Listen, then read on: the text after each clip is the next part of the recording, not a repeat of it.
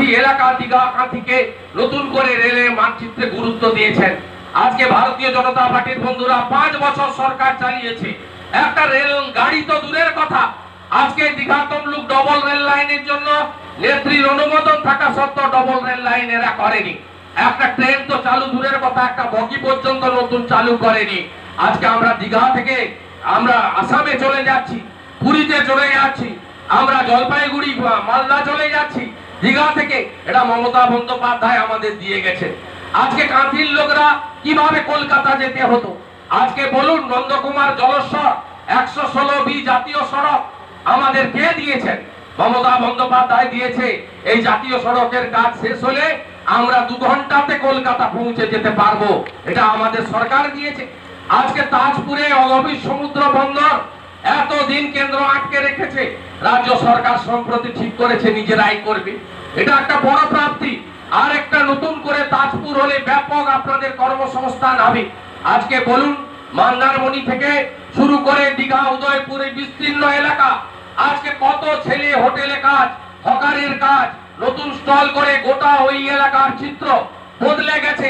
যারা দীঘা যান, আমরা মাঝে মাঝে দেখতে যাই দীঘা ঠিক আছে কিনা, মুখ্যমন্ত্রীর নির্দেশে তারা হাত মেলানোর বলেন কি ছিল 5 বছর আগে, কি করে দিয়েছে আপনাদের সরকার, ভাবাই যায় না।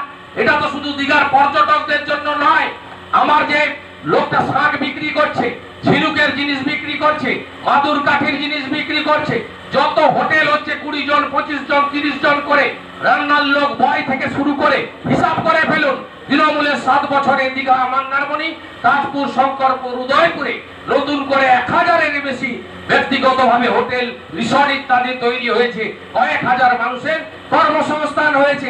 এই জেলাতে 2012 সালে 3925 প্রাইমারি রিক্রুটমেন্ট হয়েছে, পরবর্তী দফাতে প্রায় বাড়তে বাড়তে 6000-এর বেশি ছেলে মেয়ে প্রাইমারিতে চাকরি পেয়েছে। আমাদের সরকারের সময় 5500 সিভিক পুলিশের ছেলেরা কাজ করে, 2500 টাকা বেতন পেত, আজকে তারা জুনিয়র কনস্টেবল হয়ে 8000 টাকা বেতন পাচ্ছে। 223টা ভিলেজ পুলিশ হয়েছে, আশাকর্মী থেকে আইসিডিএস, কার স্বার্থে সরকার দেখেনি আপনি বলুন? আশাকর্মীরা সিপিএম এর আমলে গোল্লা পেতেন, এবার 1 এপ্রিল থেকে আরো 500 বেড়ে 3500 হচ্ছে। আইসিডিএস এর আরো 500 বেড়ে বাড়ছে, সরকার বাজেটে ঘোষণা করেছেন। আজকে প্রাণী মিত্ররা শূন্য বেতন 1500 টাকা করে পাচ্ছেন। কত কথা বলবো, জনসভা শুরু হবে, বিজেপি পারবে না উন্নয়নে আমাদের সঙ্গে লড়তে।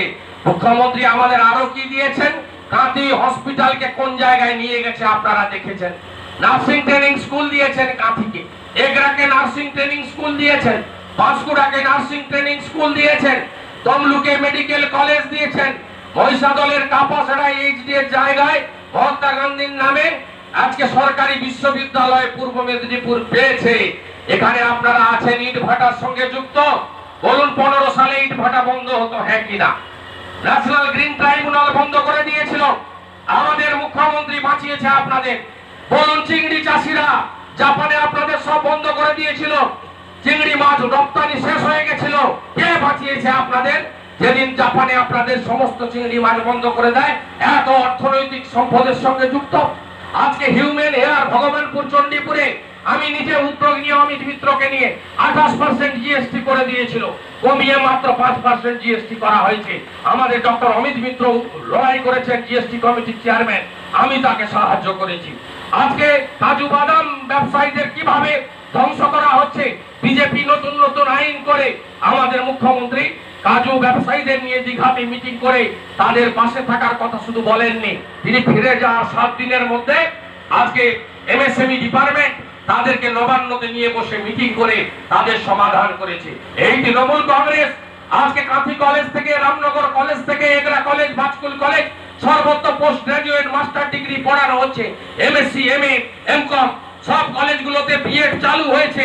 এই জিনিস অন্য কেউ করতে পারেনি, আমরা করি, আমরা গড়ি। তাই ভারতীয় জনতা পার্টি এবং সিপিএম এর কোনো চান্স নেই।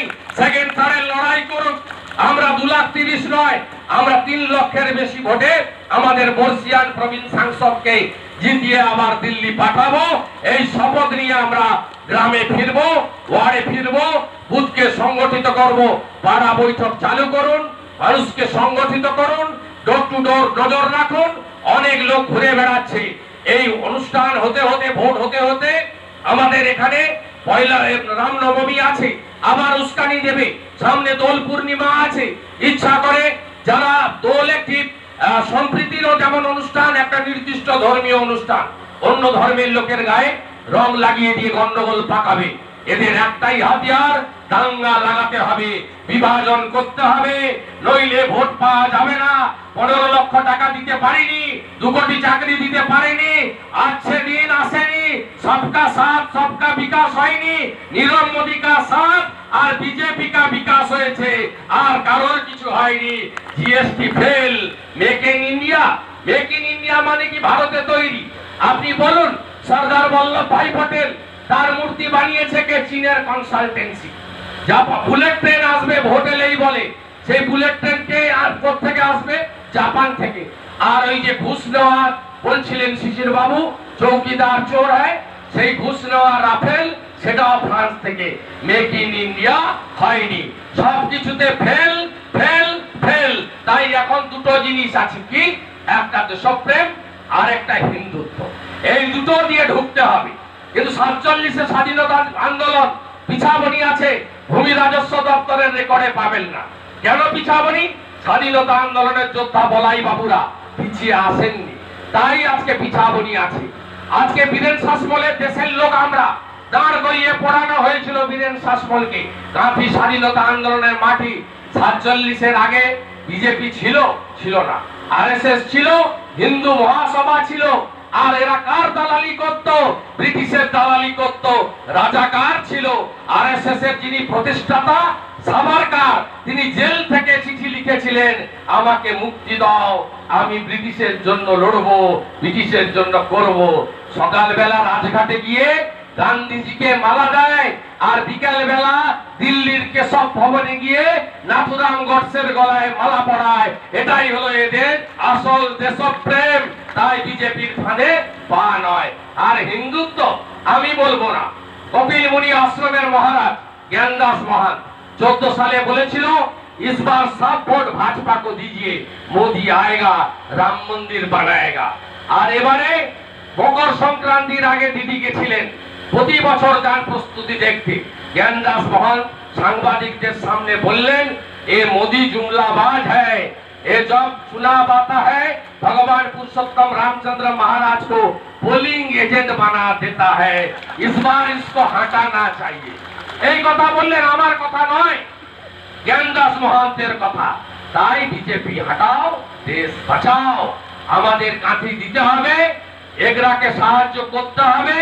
ডক্টর মানস ভূঁইয়া দাঁড়িয়েছে, আমাদের মধ্যে ঢুকে আছে তমলুক, দিব্যেন্দুকে আরো বেশি ভোটে জিতাতে হবে, আর দেবকে পাঁশকুড়া থেকে প্রচুর ভোটে লিড দিতে হবে। আমরা দেব 42, দিল্লি জয় করবে দিদি। আমি আপনাদেরকে শ্রদ্ধা, সালাম, শুভেচ্ছা জানিয়ে 27 এপ্রিল পর্যন্ত মুর্শিদাবাদ, মালদা, উত্তর দিনাজপুর করব। 28 তারিখ থেকে আবার দেখা হবে। আমাদের ভোট 12ই মে, প্রচার শেষ 10 তারিখে। সব ব্লকে জনসভা, সব বিধানসভায় জনসভা, সেদিন আরো কথা হবে। ভালো থাকবেন। জয় হিন্দ, বন্দে মাতরম। তৃণমূল দেশ থেকে বিদেশ, জেলা থেকে ব্লক, রাজনীতি, খেলা, বিনোদন সমস্ত খবরে টাটকা আপডেট পেতে সাবস্ক্রাইব করুন আমাদের চ্যানেল হলদিয়া লাইভ।